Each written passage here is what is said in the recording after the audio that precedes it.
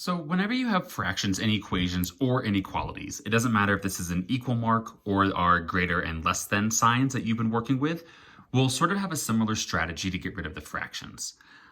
Just so you know, anytime that you see a fraction, the bottom number is just a fancy way to represent division. This technically means x times 1 divided by 2. This is 1 divided by 3. This is 4 divided by 5. Anytime that we see a fraction, the bottom number stands for division. And so the opposite in our inverse operations will be multiplication. So if I see that this little part is being divided by 2, I'm going to multiply every single part of the equation by 2. Whatever you do to one part of the equation, you have to do to everything when we multiply and divide. So I chose the number 2 because that was the only fraction I had in here. So now this times 2 and divided by 2 will eliminate. And I'm left with 1 times x. 2 times 4 is 8. 2 times 6 would be 12. And then you could solve normally from here. There are no fractions. Oh, but what about this problem? I have two different numbers in my denominators of the different fractions. So over here is divided by 2. Over here is divided by 3.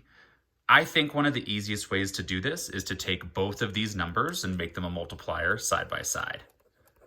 2 times 3. Ooh, let me get my camera refocused. There we go. And then everything is going to need that 2 and the 3 in our multiplier. Now, my first section, these 2's are going to eliminate. So now I'm left with 3 times 1 is 3, times x is 3x.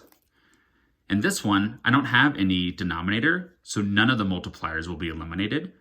2 times 3 is 6, times negative 4 would be negative 24.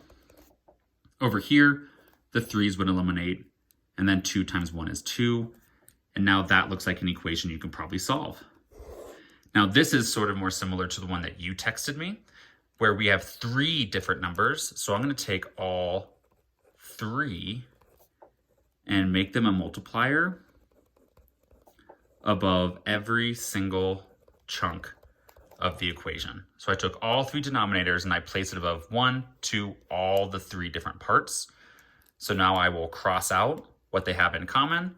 Then you're left with multiplying the rest. 5 times 3 times 1 is 15, times x would be 15x. Over here the 5's would eliminate. 2 times 3 is 6, times negative 4 is negative 24.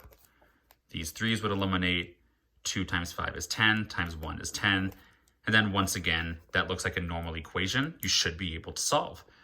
So I would use that multiplier idea, include even in your inequalities, because the thinking with equations and inequalities is the exact same until the end, where you, with inequalities, you would be graphing your solution set instead of getting one number. And don't forget, when you work with inequalities, if you multiply or divide by a negative number, you have to flip the sign.